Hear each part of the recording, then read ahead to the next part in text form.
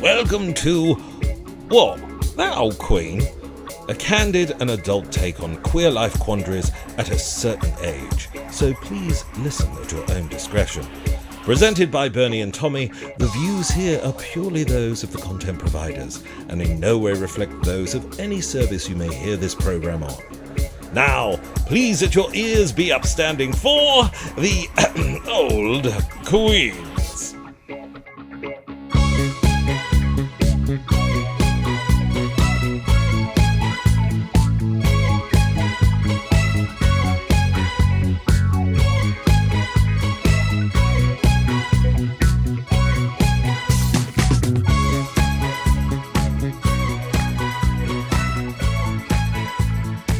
So anyway, cheers to 1,000 and over 1,000 downloads of our silly little podcast.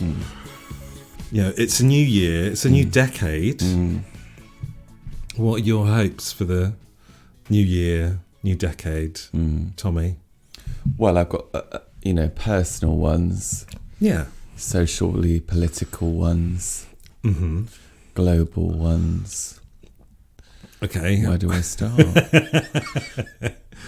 We've only got an hour.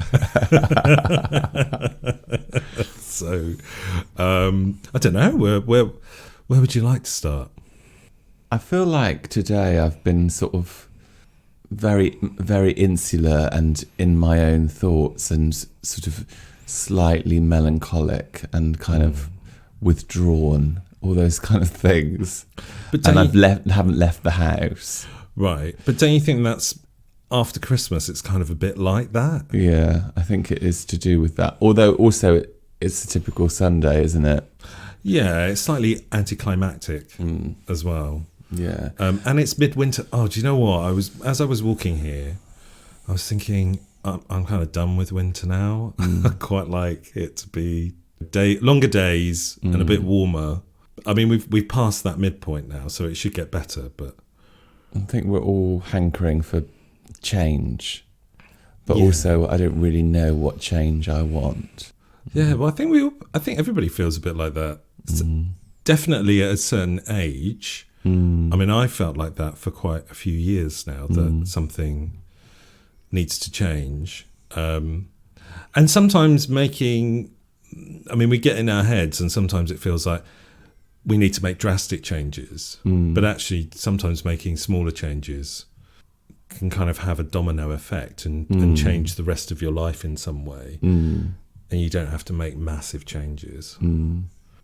I mean, when I apply for Arts Council funding, you always have to use these phrases like, this is a massive step change for me, because they just want to have something that's new. Right. But I guess that's the human condition as well. It's like wanting a big change. Well, everything's ever changing, isn't it? It's also our last episode of this season. Yeah. So we could be completely different people by next season. By next season.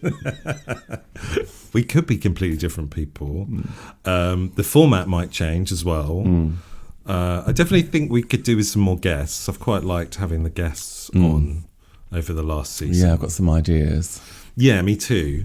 And but what have there been any highlights for you since we've been recording of the podcast? Yeah. Like, I love having all the boys on the sofa. That was fun. That was really fun. I don't know what it was like to listen to it. As you know, I don't listen to it. Well, you should, just even if you put it on silent, because it just bumps our listener figures up. But, okay. You know. It sounded great, actually. It was a little bit chaotic at times, but actually it was really good fun. And that really brought home, like, the great job that you do in editing everyone down, like, to make it, like, a short, concise thing. Yeah. Well, we didn't record for that long. Or did we? I can't remember. Well, a lot of them we do. A lot of them we did. We did with Ryan, which was also a good episode, he was kind of our first guest, in a way, in the studio. But we had a very long session with Ryan, bless him, who rang me and said that he liked the pod. Oh, did he? Yeah, he said he loved it. So he had really good fun with it. So that's good. Yeah, so more guests. And maybe, who knows, maybe a live audience one day. Yeah. There's room for plenty in here, in my flat. So we got some regular features. This is the last episode. I might do another episode with our best bits. Oh, yeah. It'll be bits we've left out and maybe some Favourites. best bits from some favourites from the season. When you think about the Kinky Blinks, I wonder how long that list is. How many kinks have we got through, and are there still a myriad left? Well, there is a myriad left, and so we've got some more material coming. there was one episode where we did like 30. I don't think we did all of them. I did cut some of them out, but we did a huge amount. And there was one weekend that I just did all of 30 of them. But that's between you, me, and the bedpost. So, but I was thinking that we might, because we're going to have a couple of months off, we're going to miss LGBTQ plus History Month, which is February. So I thought Kinky Blink today could have a little historical aspect to it. And does it involve wearing period costume? It could do. Well, it all kind of stemmed from this guy on Grindr messaged me out of the blue and said I look like Edward VII. And do you? Well, Edward VII, is that the one that was married to Queen Victoria? No, that's Albert. No, so he was Queen Victoria's son. Yes. And he was a bit of a cad. Well, he was naughty Prince Bertie. Yeah. And I'm naughty Prince Bernie. And I think I've got a picture of him here.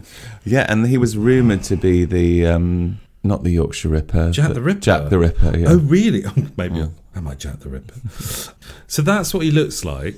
Oh, yeah. With a cigar and a jaunty... Yeah, I've seen you in that look. Top hat. I have had that look. I might adopt it permanently, I think.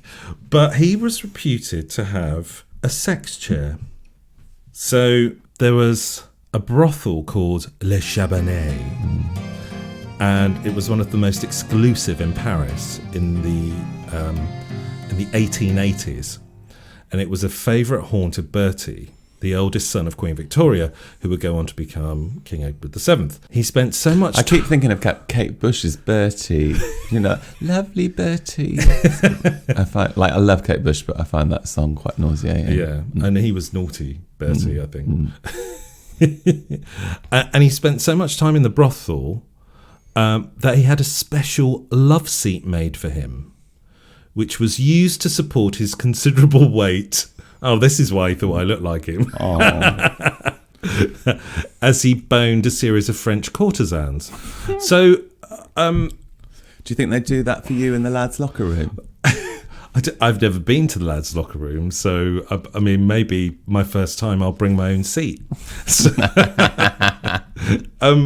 have a look at this chair. How do you think he uses that? Ooh, well, I would say that he would like to be penetrated with that sort of way that you could move your body on. There's a lot of you can move around on that chair quite freely.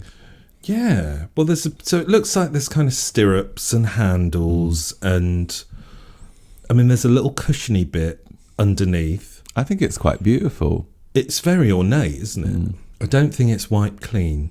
Not sure they had that kind of material in the Victorian times. No. But probably the silk is replaceable. The silk is probably replaceable. It's gold, gilt, isn't it? It's beautiful. Gilded. It's amazing. It wouldn't look out of place in my flat. It actually wouldn't look out of place in your flat. What's it called? A sex chair? It's called a sex chair. Yeah. Well, it's naughty Prince Bertie's sex chair. But anyway, so this was included in a number of kind of historical things on BuzzFeed. Where can you see that chair now? Is it in a museum? It's in a museum in Paris. But I'm also going to post a picture of it on our Instagram I think people need to page see so it. that they can see it, and maybe a picture of Naughty Prince Bertie himself, or me dressed up as Naughty Prince Bertie On the sex chair. on said sex chair. So it's in a list of 15 sex facts that your history teacher doesn't teach you. And there's a couple of other things in here. So how old do you think the oldest dildo is? Oh, Egyptian, I would have thought. Well, it goes beyond that, I think. 28,000 years old. So Egyptian is like I don't really know. 10 to 12,000 years ago. I would imagine the Egyptians would have made some beautiful sort of sphinx-handled, well-engineered Yeah. thing. Well, they were very advanced, weren't they? So they had men dressing up as women and women. You know, it's like the They're pharaohs. very good at engineering. Yeah, they built the pyramids allegedly. So anyway, this And that's just one big sex chair. If we sit on it properly. one big sexual energy, vibrational. Maybe it's just one big dildo. Anyway, this ancient stone penis is one of the oldest depictions of male genitalia ever to be discovered. It came from Germany's Hohlfels caves, and it's around 28,000 years old. Later versions of dildos were covered in leather sheaths to make them softer and warmer, although the word dildo wasn't used until the Restoration in a bawdy British poem about the popularity of imported Italian dildos. But yeah, that's what the stone dildo looks like. I wouldn't. That feels quite cold looking. People like glass dildos as well, don't they? I imagine it's quite good for stiffness, but you probably want something a little bit more natural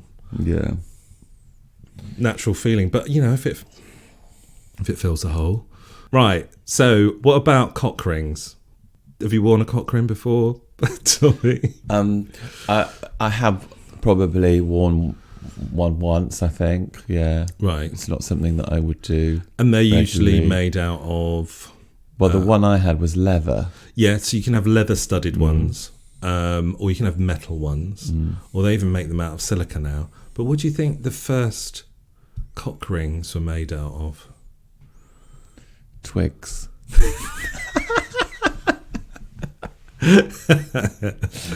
No. Goat eyelashes. Gosh. What's like a... I've never seen... Really... A goat eyelash? Oh, they're all sewn together. Yeah. They're beautiful. Yeah. So, cock rings were commonly used in Jin and Song era China around 1200, and they were made from the eyelids of goats. The goats, So not just the eyelashes. The eyelashes is just decoration, really. yeah, and they kept the eyelashes on. So eyelashes Well, were you would, wouldn't you? Yeah, of course. Eyelashes were usually left on to add an extra bit of stimulation for the humans involved. That's quite. I mean, I imagine they're quite elastic. The skin. Yeah, Yeah. but the eyelashes. That's correct. The eyelashes look quite thick on that one. Yeah. I can't remember what a goat's eyelashes look like. I don't think I've ever looked at a goat that much. I've got a thing about goats. I don't like goat's cheese, so I don't mind goats. I like goats in the way that they can sort of go up a mountain, and I love all of that. They're just like, don't go up there, you'll never come back down again. And they seem to just manage it. I know, it's just remarkable, isn't it? I mean, how it's almost like a sheer cliff face. And I used they to can be just like walk that. up. Did you? Yeah. Have you got a cloven hoof? No. Okay. No. But I used to be able to be also, very precarious landscapes, and I'd just be right up there.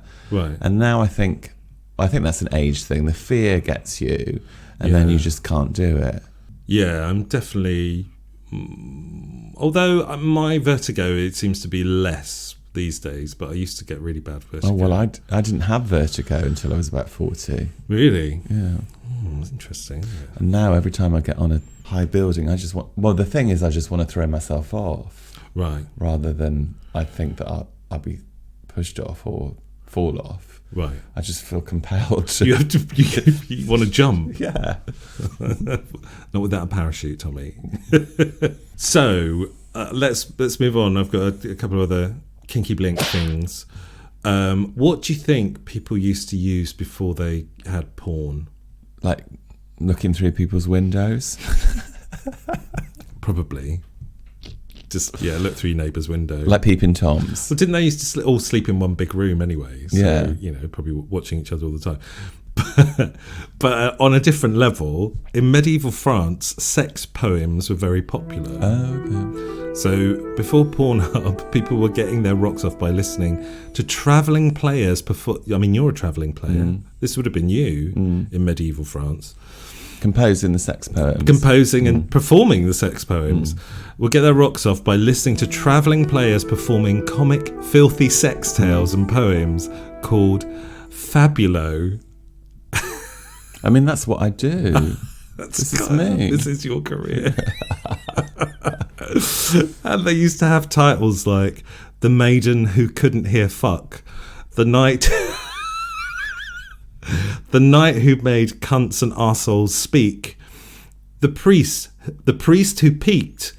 It's interesting, isn't it? I think. But do you remember, like, growing up in the 70s and 80s, like, you would often come across, like, a pornographic magazine that would hid in a hedgerow somewhere.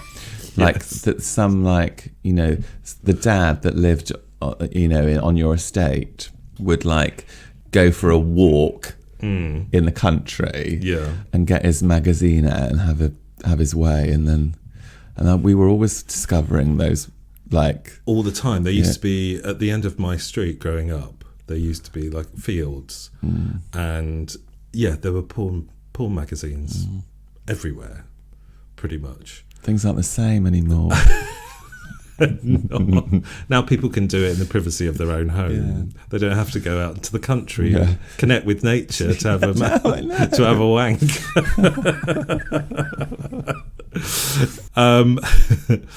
Okay, this is a final one. This is a bit of a weird one.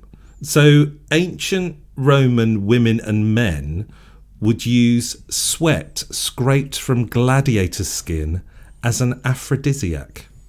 I can get behind that. Yeah, well, I guess they put pheromones and stuff in scent these days, don't they? Well, I do, yes. And I do like a sweaty man. Yeah. So Romans didn't use soap. As long as it's fresh sweat. Yeah, you don't want... I don't really want... I think this is stale. Oh, okay. When you hear the explanation. That's not for me, then. Maybe not. I'm not sure it's for me either. So Romans didn't use soap. They preferred to cover themselves in oil, then scrape the accumulated sweat and dirt off themselves with a sharp tool called a strigil.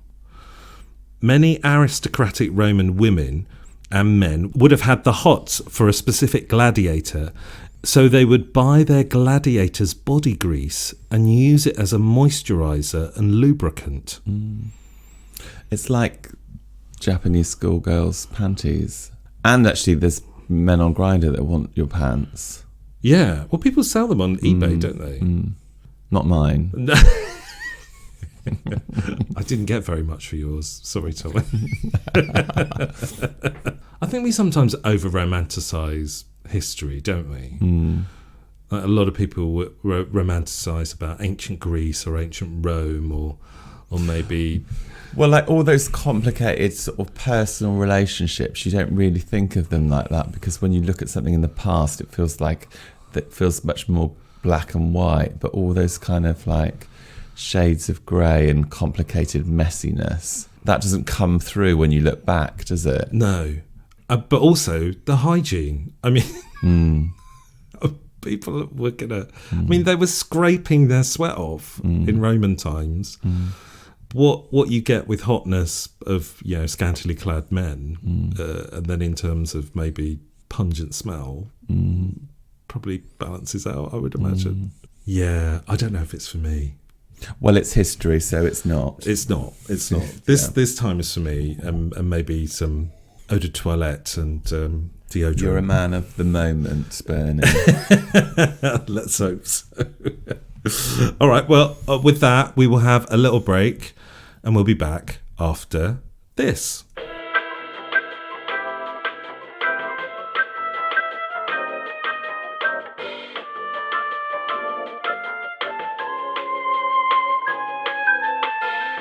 So we're back, and I've got a couple of things for Shnack out of it. Okay. Because I'm used to having like a few things now for Shnack out of it. So And I haven't had my tea. You haven't had your tea. So these are from these are by Serious Pig, and I imagine that we have some serious pigs that listen to this podcast. So a fair few. Oh, but before we go into that, so ages ago I put a little question out to people about what unusual snacks they snack on, and we had a couple of responses. I had a nice. I went to see Cats film. Did you? I so want to go and see that. Yeah, it's great. I mean, it's terrible. Yeah, I know, but it's great because it's terrible, right? It's so bad, it's good. Yeah. And I brought gin and tonics and hummus and crisps into the cinema. Right. Which cinema were you I should have at? brought like cat food and milk. You should have done. And then I was walking home and I got to the flat and there was a cat waiting outside for me. And I opened the door and it just ran straight in. Wow. And there's never cats around this area. Is this like a thing? Are you now Catwoman? Well, I felt like this is my moment to have this cat as mine. And so I let it in and I thought, let's just like make friends with the cat. And then I thought, well, that's probably someone's cat and they probably wouldn't be very happy with me adopting. So yeah, but you know the old saying, don't you? There are 1 million cats in Britain, but there are 2 million cat owners. Yeah, because they all have more than one owner. Yeah, especially where they're going to eat. Anyway, I put this thing out. I'm not sure there's any feline snacks in this, although maybe this first one. So Rob Johnston, our friend in Bristol, said he bought and ate some chicken feet from a ferry terminal in China once, in sweet chili sauce and shrink wrapped in foil. They looked a bit like Han Solo when he got frozen in that time in Star Wars. Not much meat on them. That moment. Would have preferred to have been slurping on Harrison Ford, to be honest. Oh, Rob. I was thinking Rob snacking on pizzas. I think he likes pizzas. He was meant to be at our Christmas special, and I know he likes a cheese taster from Marks and Spencer's. Oh, okay. So the whole cheesy balls thing was done for his benefit, really, but he couldn't make it, unfortunately. Anyway, and we also got a message on Twitter from a sister podcast in America called She's Not Doing So Well. Oh, right, that sounds good. It does. I've had a little listen. They're quite fun. It's basically two gay guys just talking nonsense, which sounds a bit like us, really.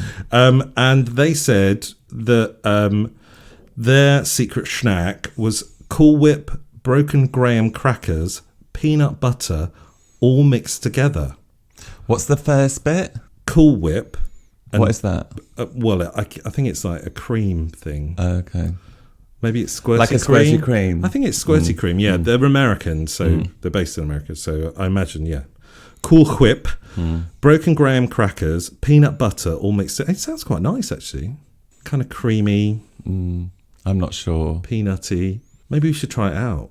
We'll have to. Maybe we'll do it for one of our snack out of it in the future. But let's get back to the serious pigs. So I have two things for us. These first ones are called Snacking Ham. They're air-dried ham from outdoor bred British pork. Air-dried? Yeah. Should we try? Should we try this? Oh, smells very hammy. Yes. It's just Can I just go for it? Just go for it. So it's got a bit of consistency like smoked salmon, but a bit more dried. No, it's kind of soft and flaky, isn't it? A bit like pastrami or something. I would put that on a cracker with some cream cheese or something. Or chorizo. Yeah, it's a bit chorizo, yes, isn't it? It is, yeah. What's it say? It's all done in the best possible taste. Is it good for you? Is it good for you? Let's have a look. What does it say? It's not going to say it's bad for you, or is it? It's British. High in protein, low in carb. Okay. So I imagine that's the good bit. It's kind of nice. They're all a bit meaty. There's no sorry vegan fans. There's nothing vegan in this for you today. It is. It's basically chorizo, isn't it? But it's chorizo. They also do like a cheese, like an air dried cheese as well. But I didn't get that. But you could take that to a festival, couldn't you? You could, yeah. You could put that on a pizza. Yeah, I think it's quite versatile. You can have it as like a little snack, but you could also do something with it as an ingredient. And I quite like it. Quite like the fact there's a little pig with a monocle on the front. It's quite peppery. Yeah, quite spicy. So this next one from the Serious Pig is Schnackling. And it's oven roast crackling from outdoor bred British pork, sea salted. And it says serious snacking on this. Roasted strips of seasoned crunchy pork crackling. Serious Pig Snackling is hand cut, oven roasted, expertly seasoned to give the best possible taste. Our meat is guaranteed high welfare from British farms, where pigs enjoy a higher quality of life. Out with the scratchings and in with the real crackling. Do you think they know about Kenny Everett? In the best possible taste? I hope so. Although I think the spirit of Kenny Everett is living on through these snacks. Through some pork crackling. I'm sure he would approve. I think they could make the actual packaging a little bit camp. A little bit camper than it is. But I do quite like the pig with the monocle. Anyway, shall we? Because you like a pork scratching, don't you? I love pork scratching. So let's see what this schnackling, crackling is all about. Oh yeah. You've excelled yourself, Bernie, with these. I love these. It's actually really good, aren't they? And they're quite crunchy. Delicious. Because sometimes with pork scratchings, they can be a bit fatty and soft, can't they? And not so crunchy. I don't mind that if you get like a bit of the fatty soft bit with the real crunch. These are really crunchy. Quite difficult to eat if you've got false teeth, I would imagine. I'm not there yet. I'm not there yet either, thank goodness, touch wood. If you do, maybe go for the we've got snacking options. ham. There's options for the here. softer palate, go for the snacking ham. But for the harder palate, go for the schnackling. Yeah, I'm well into these crackling ones. What do you like about pork? Like, it feels quite indulgent and wrong.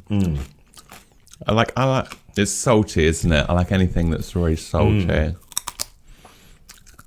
It's really, they're quite Moorish, aren't they? You kind of want to have more and more and more. But yeah, there you go. Serious Pigs, for all you serious pigs out there. I have some questions for us as well. Okay. And our final Queens of Agony of this season. I'm just going to finish this Serious Pig. Keep chomping on the Serious Pig, Tommy.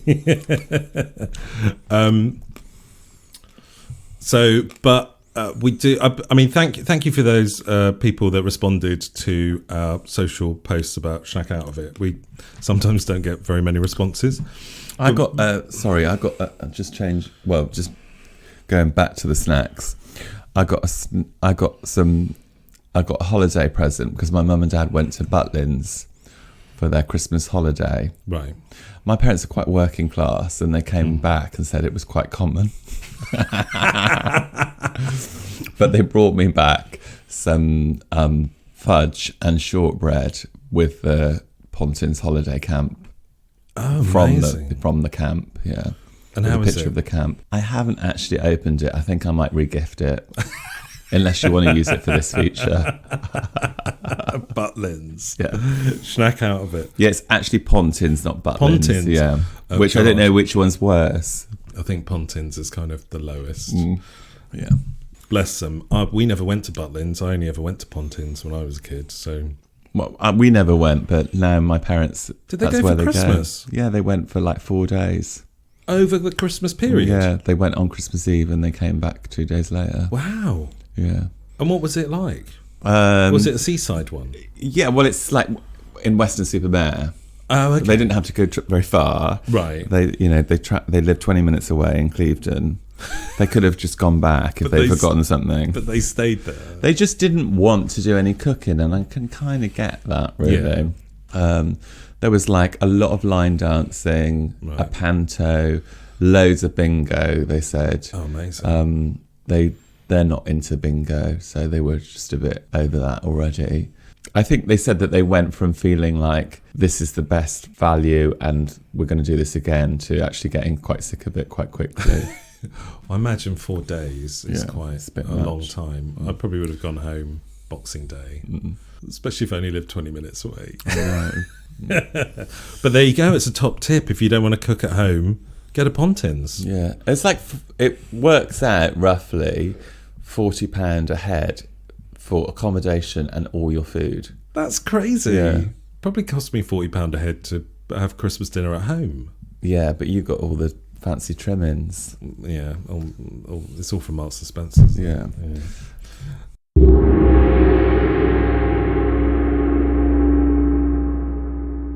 Right, so Queens of Agony.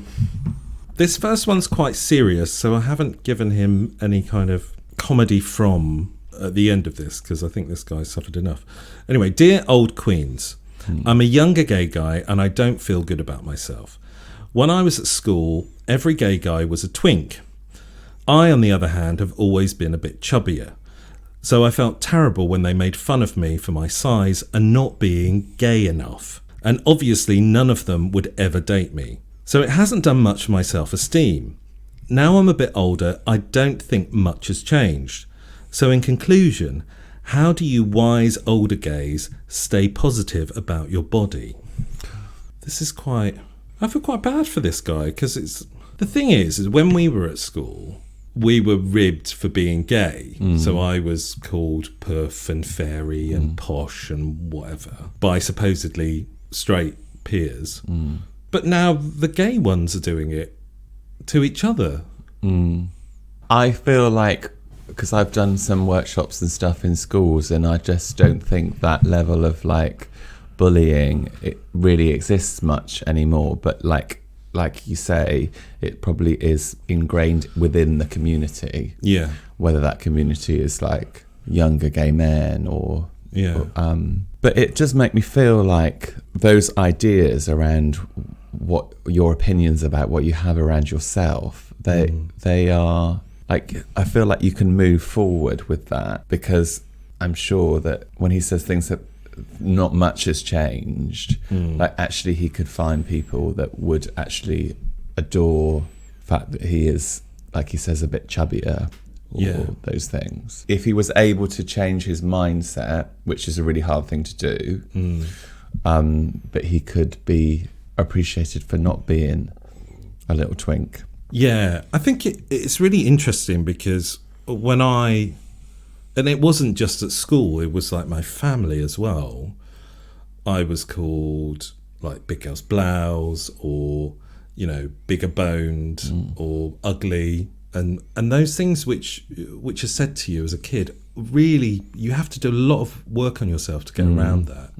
But they still stick with you. Like my body dysmorphia kind of still is with me to a certain extent as I get older. And even when I first came out, it was all about being a twink and being pretty, and I was never really a twink. And so I had a lot of issues around coming out. So I really feel for this guy, because I think what I've just up for Christmas presents for myself, I bought the Jonathan Van Ness audiobook. Oh, right. And they start it by saying, this book is dedicated for anyone who ever feels or has been told that they're not worth it. Yes. And I just think it's a beautiful way to start a book. And it feels like, I've only listened to the first chapter. Yeah. But I feel like that book might be a really good way to hear someone's story, how they've gone through being... So Jonathan says that they were like a little chubby little boy that was really into like Russian gymnastics and like being a cheerleader and all these kind of like really didn't fit in with what was expected of them in that time at school. But they've kind of managed to become this really amazing, beautiful person that everyone is like, what does Jonathan think? Yeah. And I think that I just felt like when I was listening to it, like this could be a real like life changer book for some people if they really listened. So I would say like get that book and try and learn from someone that's gone on that journey. But I think from my point of view, I would say to him that things do get better as you get older, because you do a bit of work on yourself over the years, and you do feel more comfortable in your own skin, and then you realise that people do love you for you, no matter what you look like, and it's about cherishing yourself a little bit more. And it doesn't matter what all of these... I would say that these people probably have hang-ups themselves, which is why they're making fun of you. Anyone who points a finger at somebody else is because they're damaged themselves in some way, and they're pointing out their own kind of fears and foibles to highlight them in somebody else, to try and make themselves feel better, because they actually don't feel very good about themselves. So the key is to ignore all that and feel good about yourself. And maybe the Jonathan Van Ness book is the way to do it. It sounds like a brilliant book. So. Yeah, as I say, I'm just first chapter in, but I felt like it was like a beautiful, positive thing to have, especially at this time of year. Yeah. When you are feeling a bit inside your own head. Yeah. It's dark. It's you're maybe not going out as much, and you're not feeling as fabulous as you were in the summer. So that's a great suggestion, Tommy. I have another question, slightly lighter-hearted, hopefully. Dear old Queens, I've only ever had friends with benefits, as I've always felt like sex shouldn't be connected with love. But now I have a friend with benefit who says he's straight. What a joke, in brackets. We've been meeting for sex for like 3 years now. In that time, he has dumped a lot of girls and found a new one. However, lately I've been more and more attracted to him, and I don't know what to do. I think I'm falling in love with him. What's the best way to deal with this situation? And that's from My Heart Is Melting in Rotherhithe. Oh. I don't know why you think that's light-hearted. Well, it's not. It's quite sad as well. It is quite sad. I have been in that situation myself. Yeah. And I would say either cut them off or just really treat it as what it is, because I don't think this person's up for changing. They've got a trajectory and they're sticking to it, really. Yeah, this guy's obviously maybe a little bit scared of how he feels about guys of the same sex, but it sounds like they've been seeing each other for quite a long time. But you also don't really get a picture of what that relationship is. Are they just meeting for sex, or are they having a cuddle and watching a film at the same time, or like... I'm assuming from what he said it's just sex, but there must be something more there after 3 years, surely. Also, is this guy falling in love with him because we always want what we can't have in a way. But also, like, does he actually know much about this person? Because it's quite possible to meet someone for 3 years, have sex with them, and still don't know what their political opinions are, or like what their taste in music is, or like all those things that are so fundamentally important, like when you're actually trying to build up a relationship with someone. Yeah. Very important. I think this It feels like he might be putting something on this guy. I think he's feeling like he's scared of losing this guy in whatever way he has him. And that's what's kind of distilling his feelings towards him. But also, if he is feeling this way about this guy, maybe he wants a relationship. And maybe friends with benefits isn't cutting it for him anymore. And he wants something a bit more. Although he seems very clear-cut about this, because he says, I've always felt like sex shouldn't be connected with love. I actually get that. But if you're in love with someone, you're still going to have sex with them, aren't you? Or not? Yeah, you could do. I mean, I normally want to do that.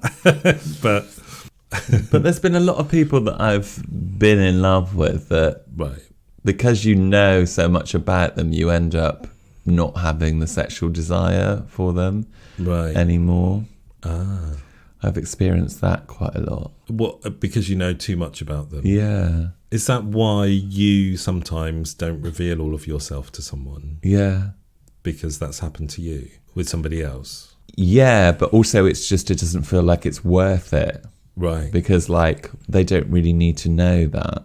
Yeah. I feel like, for me, I feel like there's such a lot of idiosyncratic things about, like, the type of things that I like and the vibe that I go off, that it's so unlikely that I'll meet someone that feels those things, that gets interested in those things, that I don't really feel like it's worth sharing.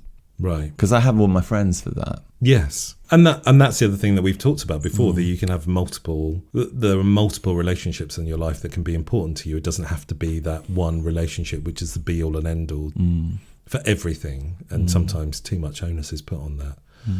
So what are we going to say to this guy? What do you think he should just cut his losses and run? Yeah, I would say like that, or try and explore relationships in other avenues, but maybe keep this one just in a sort of compartmentalized aspect of your life that's quite tidy and that can be kind of because taken out. Whatever you feel for Every this time guy. Hello. I'm a bit belchy, but that wasn't my belch. It's quite a cute belch if it was. I think this guy is, however you feel for this guy, he doesn't feel the same way if he's going off with women. I mean, he obviously feels like he wants relationships with women, but he doesn't want that with men. He just wants sex with men. Yeah, but also it could be that he's, got certain standards that he wants to conform to that might be about like his family or his work or his lifestyle in general. Yeah. He doesn't really feel like that having a same-sex relationship would work in that context. But that's not, I guess I'm feeling like that's not his that's the person that wrote in. That's not their problem. No. So they need to let him just get over that or just be in that situation for their entirety. Yeah, it sounds like he's got himself in a bit of a muddle with all of that, really. But yeah, anyway, hopefully that's helped. Compartmentalise or get out. That's what we're saying. Yeah. Okay, and our final Queens of Agony question for this season. Dear old Queens. So I've been looking online and it seems like most guys identify as versatile. But I found that most I would like to hook up with really only did one or the other. Is it that people are ashamed of their role, or they only want to bottom for me, or what? Is there some hidden secret that most people just have one role that they're comfortable with? What are your thoughts on this? And this is Confused Spinning Top in Trumpton. I like the name. Someone recently said to me, "Oh, did you know that Bristol has got a huge problem because there's not enough tops to go around?" Did you say? Was it you that said this to me? I don't think it was me, but Someone I think you're absolutely right. And I was like, "Oh, I didn't know that was the thing." It does feel like bottom city sometimes, yeah. But I don't know. Have you experienced this? Does everybody say they're versatile? I don't think that. I am versatile, which means I like both. It doesn't mean I like one or the other, but it depends who I'm with. Yes, I would feel the same way, really. I would say I'm more of a bottom than a versatile, but I can versatile in the right context, and enjoy it. Of course, yeah. I wouldn't rule it out. I don't put that on my thing because I just don't think it's part of my sexual identity because it depends on who I'm with. Yeah, but this guy reckons. I mean, maybe this guy's just such a dom top that everyone just wants to bottom for him. Which I don't see as a problem, really. Or is he wanting to be topped? Like, I wonder what, like, this might sound really stupid question, but, like, I wonder what he actually looks like and whether the physical appearance is conveying something around how people perceive him to perform sexually. Do you know what I mean? Like, because I think that can be quite a handicap in that way. I think you're absolutely right. A friend of mine is very masculine, and he's a bottom, and everybody just assumes that he's a top because of how masculine he is, but he's not. And I think he had found that a problem over the years, that everyone just assumed that he was a top. And I guess that's why you have that little section on the gay apps, isn't it? Yeah, because you shouldn't actually sort of go, "Oh, I look at your face and I think that that's what you are." Yeah, I mean, I know most people don't read those sections, but maybe we should start reading them. I think it's funny when they say, "Please read the profile," and then like, or it says something like that, and then it's like you read it and you're like, "Well, I didn't think that was a particularly good read." Exactly. Yeah, I don't know anything more about you. I mean, have you seen any of my profiles? I give you bang for your buck. I mean, the pictures are great, but I fill them out. Like, I think my scruff profile is like War and Peace because it's so long. Okay. But it's been a work in progress over the years, and it's quite funny, and but hopefully it gives people an insight into how my brain works. Maybe. Yeah, I'm not on scruff. I don't know. I hate it when people kind of dictate things. They don't want this and they don't want that. And I'm like, well, aren't you just cutting off loads of people by just assuming that... Yeah, because I think that things change and you can't really rule out that. So I wouldn't want to put that out there because I don't want to live by that. Yeah, also, for me, it's an instant turn-off because it just tells me a lot about that person, and it's just like I'm not sure I want to know who that person is. I would imagine that if you're heading in that direction, it's quite fun to not know so much. Totally. Yeah. So why do we have to have a blow-by-blow account of what's going to happen next? I don't know. Maybe it's just the world we live in. With all the apps and online and everything. Everything's so instantaneous. You want to know whether you're going to fancy someone instantly or not. So what's our advice to this person? Well... I can't remember what the question was now. Well, he was asking if being versatile is a misnomer. Oh, okay. And actually people are either top or bottom. But I why don't think doesn't he change his name to Verse 82 or something? Just put it out there immediately. Yeah. And maybe in his description go, I may not top. I look like a top, but maybe I'm not. Yeah, those are sound words of wisdom. Yeah. And then it kind of gives everybody the option, doesn't it? Yeah. Also, you don't have to do anal all the time. So there's lots of other stuff that you can do. I think there's something about this guy where he obviously looks like a dom top. That's why everyone wants to bottom for him. Did you send a picture? He didn't send a picture. It'd be great if they did. But maybe I'll follow up and say, can you send a picture? And maybe we'll redo this question at a future date.